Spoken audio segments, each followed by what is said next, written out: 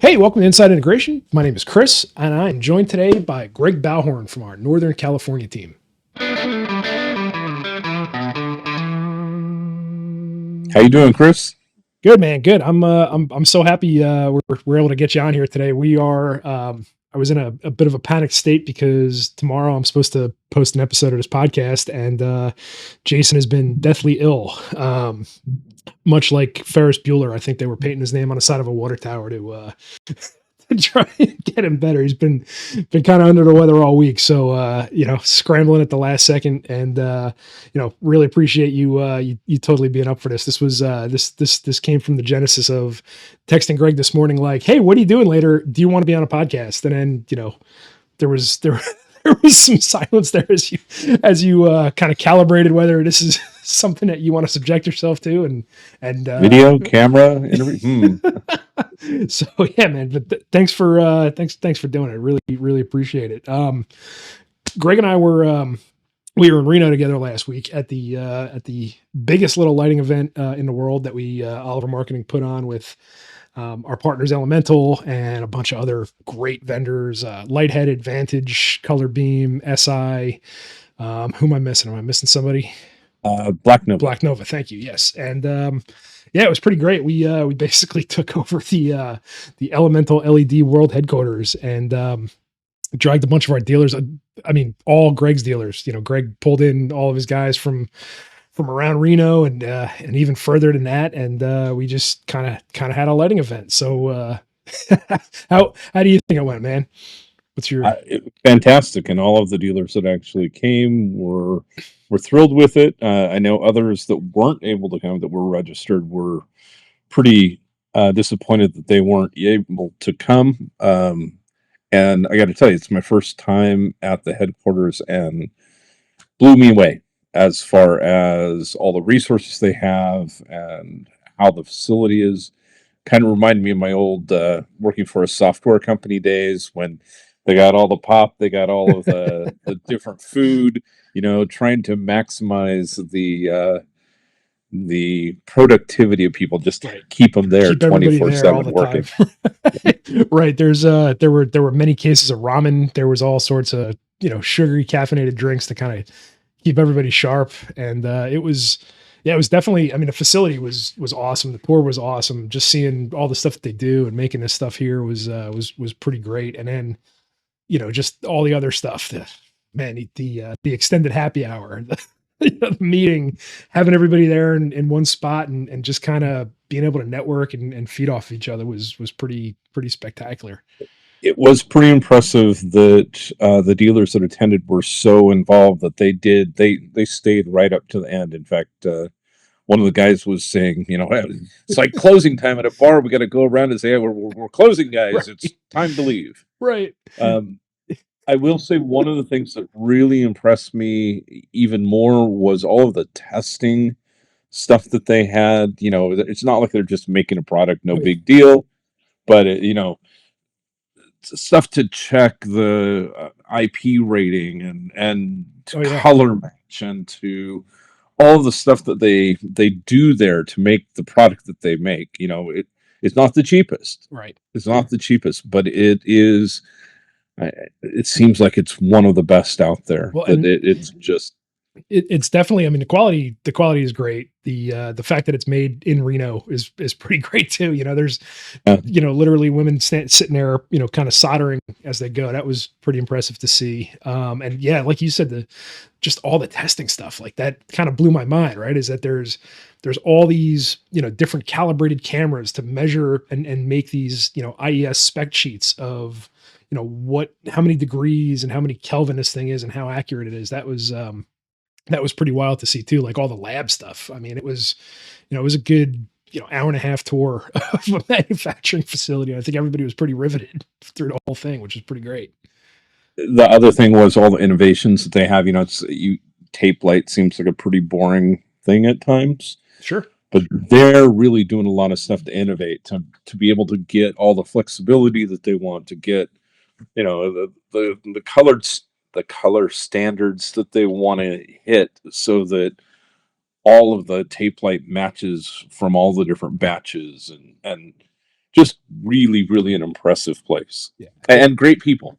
Oh, I mean, the people, yeah, I mean, that just goes without saying, but like all of these folks, Cam and Amy and Keith, I mean, we're gonna, Keith and I were talking about, I think we're just gonna, at some point, we're just gonna have a straight up podcast of just Keith's stories from like 30 years on the road. And like the guy, I'm pretty sure the guy is the most interesting man in the world. Like he is literally, the road warrior, and, just some great stories, but like Cam and Amy, like I mean, they killed it. Like there's just this infectious enthusiasm that, people think like, ah, yeah, it's tape light. Like, no, these folks are fanatics about, dialing this stuff in, making sure it's exactly what's needed, making sure the form factor is what people want. And, yeah, it was pretty slick. And what's kind of cool too is, and Greg, you're probably off the hook from this. But we're going to try and stand up some more of these things, in other places. And like this little mini light show kind of worked out really well. And it sounds like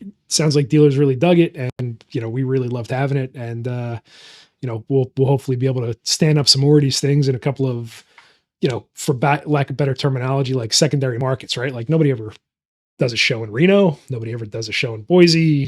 Nobody ever does a show in Sacramento.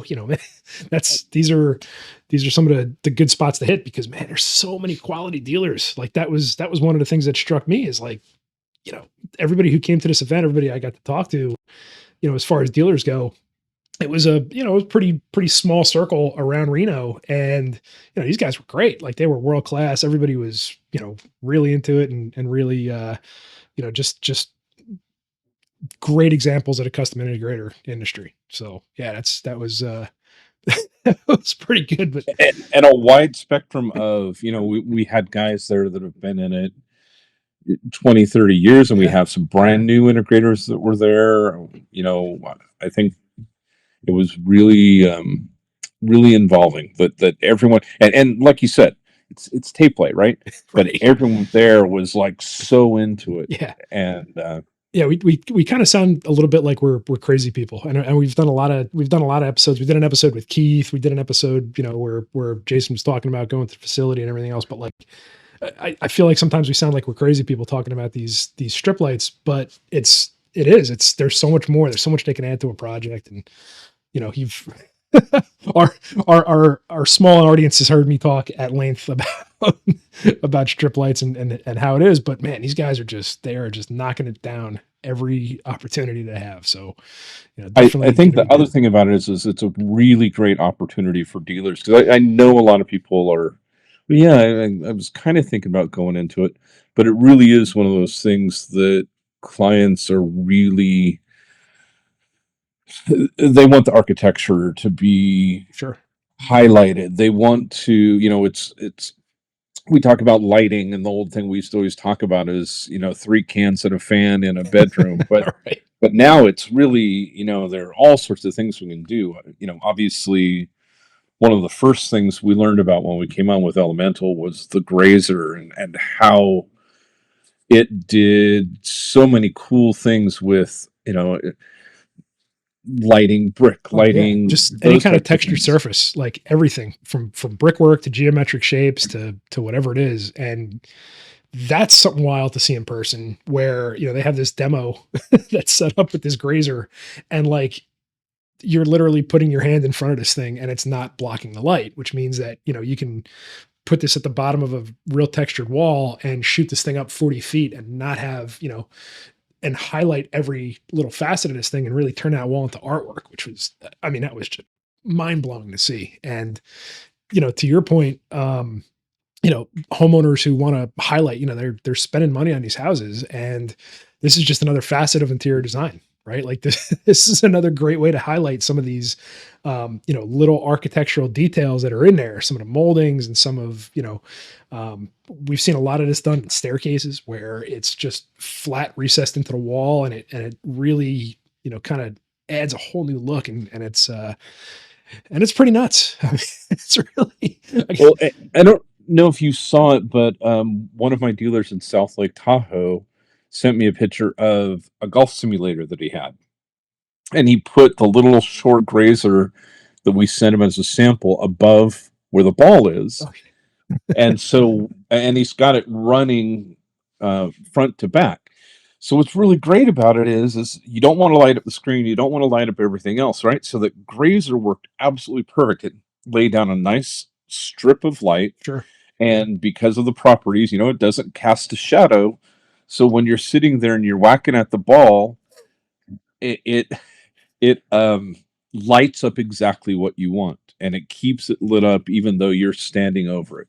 So a great innovative use of a grazer. Yeah, All sorts of things you can do with all this stuff. totally, totally. So changing gears a little bit from strip lighting and from the Reno event. You know, Greg, you've been a rep for a long time. How long have you been a rep? 20 years. 20 years. 20 years. Man's been a rep Yeah. for 20 years. So when you're not like roping and cajoling your dealers to come to an event in Reno, what is a typical day in the life of Greg, like as a rep? Of course, it varies. Sure. It's not sitting behind a desk, so it's a lot of calling dealers. It's a lot of making sure they know what's out there, making sure they know where they are on their purchases, so they get their deals that Sure. are their VIRs and all that. And then, of course, it's a lot of driving. I think at one time I drove like 35,000 miles in a year. Absolutely insane. And that's and There's no you're insurance that'll. Huh? Yeah, go. well, yeah, for insurance purposes, you're home office based, right? Like Right. there's no any, and we'll block out your last name so that your insurance company can't come and get you. But I mean, yeah, and your territory is fairly large, right? Like you're Northern California, but you're kind of exclusive of the Bay Area, right? So you're more Sacramento, So Reno, Central yeah, Valley. all the way down to Visalia and such, all the way up the valley, and then at about Clear Lake, I cut on over to the coast, Right. go all the way up to the California border, and then across all of northern Nevada. Wow. So, like just above Las Vegas. Right. Well, yeah. So, right. If you look at a map of Nevada, there are two dots. One is Reno. One is Las Vegas. You're everything that's not the Las Vegas dot is That's right. essentially how that plays out. Okay, gotcha. Is there what's the just out of curiosity? And we've had an integrator on from Boise. We've had an integrator on from Alaska. What's the extreme Northern California, Northern Nevada like? What is the dealer scene up there like? Is there a strong dealer presence? Is there, obviously it's less than like San Francisco and LA and that kind of thing, but what's, if you were to take a road trip there to visit dealers, how many stops you making? What are you thinking?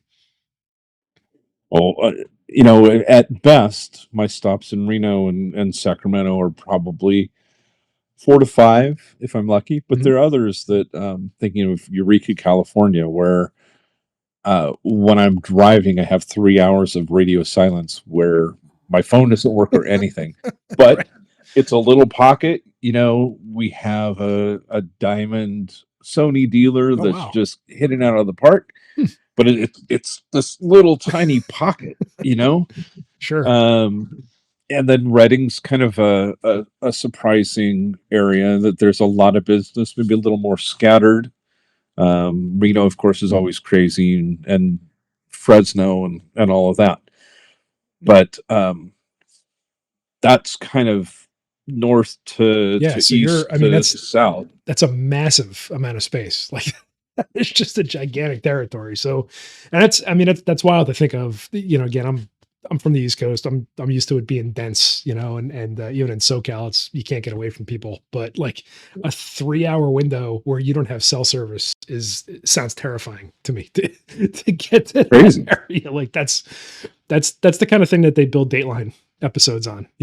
But and you start driving it, and you're like, okay, I'm not getting any service, and you're freaked out, and then you're like, this is kind of nice. I'm Right. not getting all those calls. I'm not getting people, with Right. AV emergencies that I have to deal with right now. So Right. Where's my CD book? Let me pop a CD in. that's right. When's the That's last right. time? I haven't used the CD player in the car for a long time. There you So go.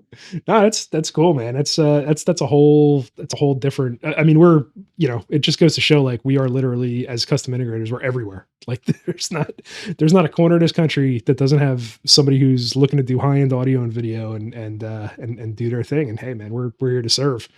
Um, but so you've been doing this a long time. You've seen a lot of change. I mean, 20 years in AV is a long time. I mean, that's how long I was on the other side of the fence, on the non-rep side of the fence. So I get that a lot has changed in that amount of time. Like as a rep, like what do you see as different from 20 years ago when you started this journey to today? I think one of the things I think of all the time is I used to do Niles Audio, and Niles used to just demand dealers do certain things. And Sure. I remember having to call and go, hey, you did really great. You did $50,000 in Niles, but you know what? You missed your IR component of the purchases, so you don't get your VIR anymore. So you missed it by Oh, whatever, $100. That was a terrible call to make. sure. Sure. Now Niles is out there, but where are they? So you kind of see Right. There's ebbs and ebb and flows, right? flow. Sure. Yep, absolutely. So what's really hot now wasn't hot back then, and vice versa. Um, it's I guess what I always think about is that the manufacturers come and go. We have some great manufacturers that I don't expect. Sony is a great manufacturer that just is pretty loyal. But then you have others that we won't mention names, but they're all over the place. Right. Today they want reps, tomorrow they're going to do it direct, and they realize the problems with that, and they come back. Sure. And I know I have a friend that has also been a customer for a very long time, and he was talking to me the other day, and he said, I really hate about you. I'm like, what did I That's a do? great way to start a conversation. He has very interesting ways of starting conversations. But he goes, what I really hate about you is as soon as you get me to start buying things from you, the manufacturer changes. It's like, yeah, that's the way it is. Yeah. It again is certain manufacturers are absolutely in and out and in and out and Right. whatever. Right. And then there are others that are just, they realize the value of a rep and what we do. And I Sure. think a lot of what's interesting is I think that a lot of dealers don't really get what a rep does, and they think a rep takes away. Well, Right. if I have a rep, I'm not direct. No, I have how many times you have to say no, you're direct. I'm here to make sure you know about a product. I look at what you buy and I go, hey, why aren't you buying Yeah. Here's this this product? thing. It's Right. much better. It's really hot. You should be making a lot of money off of that. Or hey, you're so close from the next level, from getting an extra 5-10% on your margin. Right. All of that type of stuff is what we're here for. Well, and it's And I think a big part of it, you can kind of summarize it, and again, I'm still kind of green in this whole rep world. Even though I've been in it for excuse me, a couple years now, it's still a little vague, I guess, but it's definitely you're the guy with the local connections, right? Like you've got the relationships with the dealers, and maybe a larger company doesn't have that, so they contract with a rep firm, and the rep firm kind of manages that last mile relationship, right? Is that kind of where is that a good way to describe it, where you're looking out for them, you're making sure that they're hitting their VIRs, because obviously it's worth it to us financially. We get helped on that, and likewise with the dealer.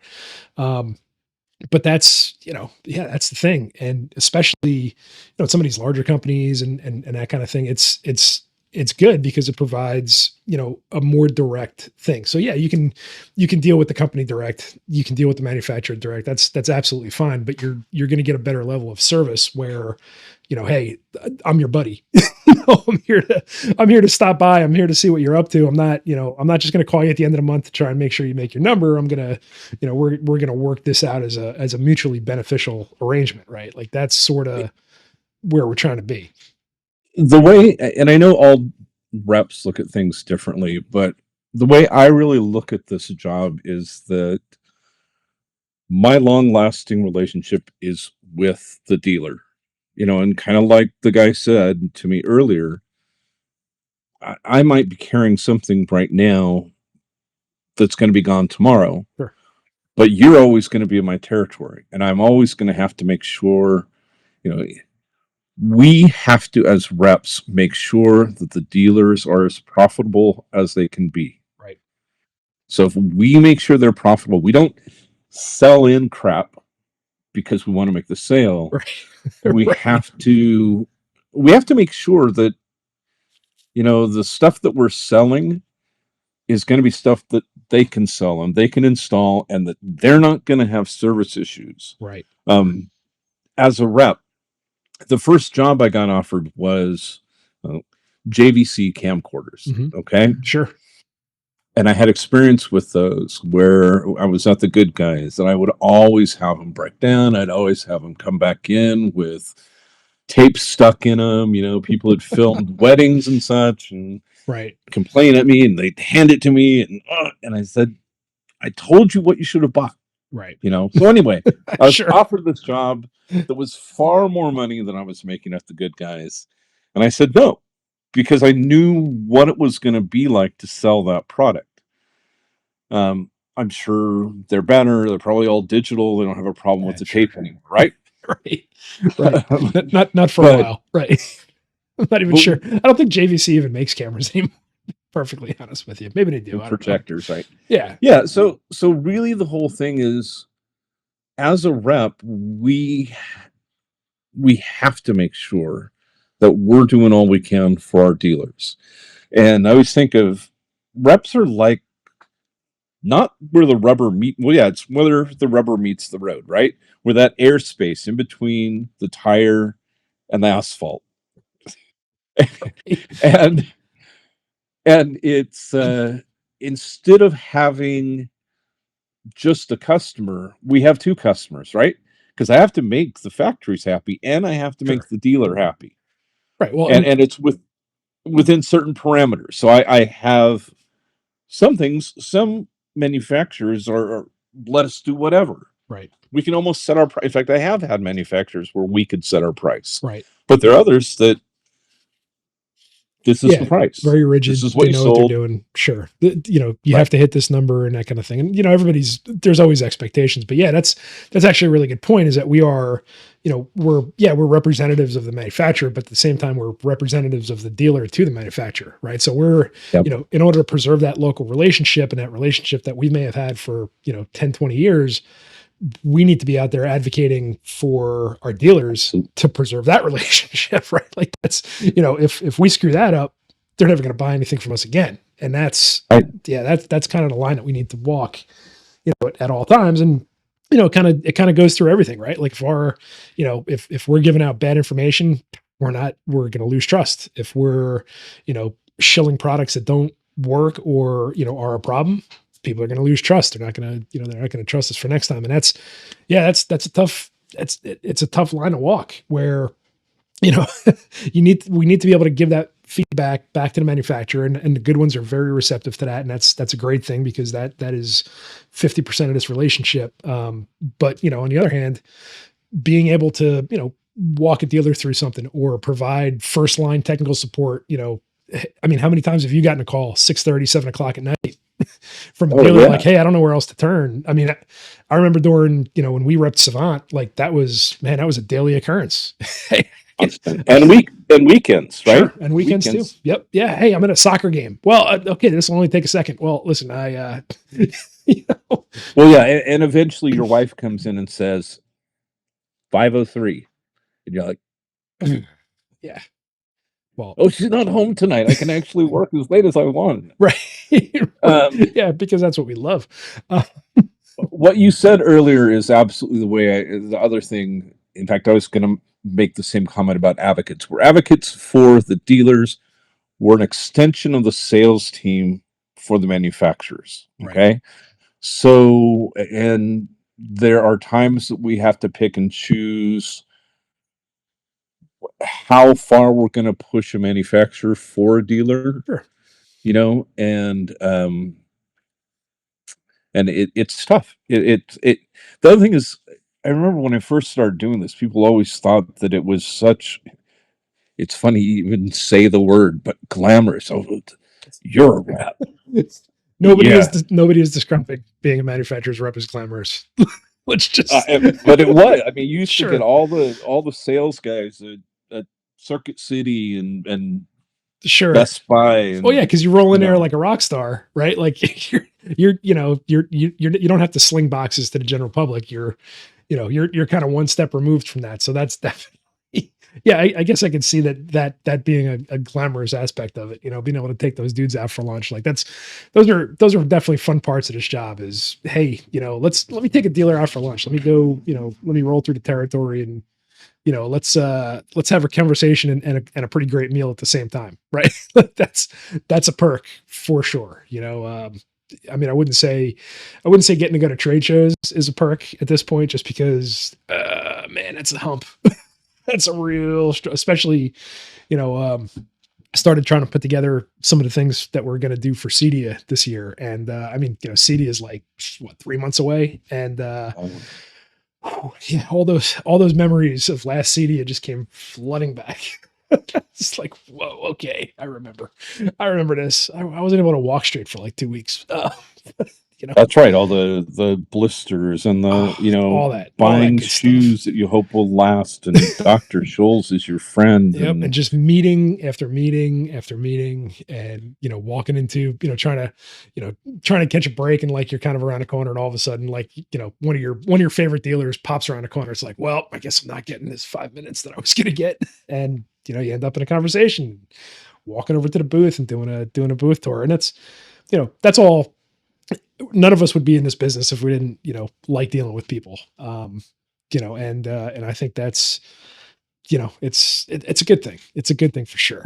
So Greg, what is, if you had to put, if you had to put a point on it, what is your favorite product right now? It doesn't have to be something that we rep, doesn't have to be, anything in our field or anything. Like, what is your custom installation product right now that you really, really dig?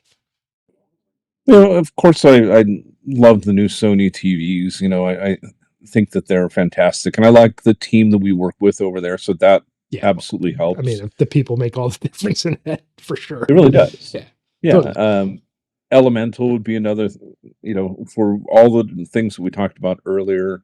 Yeah, but I mean, I don't know that I can pick one, and I can't pick my favorite child, right? Well, so we asked But so we asked Foco this we asked Scott Foco from Sonance this question on last week's, and he said, large format displays, and there may or may not be something coming out in that regard, to address the sound from those things. But I thought that was a pretty good one, where these modular displays that are just going to blow everybody's mind, 150 inch, that kind of thing. I thought that was a pretty good one. But again, that's, we, I I know I saw something yesterday that I was trying to look up more information on, and it was a film. It was an LED film that you could put up on a window hmm, and actually put video on it. So their display was like this, I don't know, 9, 10 foot tall glass wall, huh. and then I don't know how wide it was, but they had flames, you know, kind of going on. It's like If you I want was to thinking, if sit I in your walked in living that room, room, I might just go, "Wow!" For a second, I thought, there was some fire there. It was really, really cool. well, right. If you Um, want to if you want to recreate that living in the woods in Northern California experience from last summer, or the I'm doomed to hell there you experience, go. right? Like, that's There you go. totally. Perfect.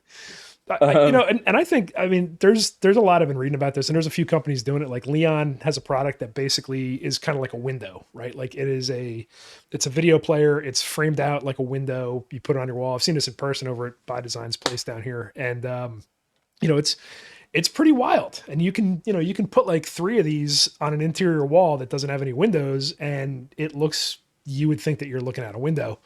I mean, that might be an avenue too, as we're kind of becoming more and more densely packed, maybe that's a good way to, take the place of having to have a window or outside access.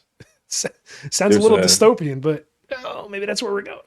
you know, there's a great YouTube where the guy takes apart an old plasma and he takes the yeah, Fresnel Fresnel. Yep. lens and he puts some LEDs behind it and he puts it in a frame and he puts it up on a ceiling and you would swear it was a skylight. That's pretty cool. That's Yeah. pretty cool.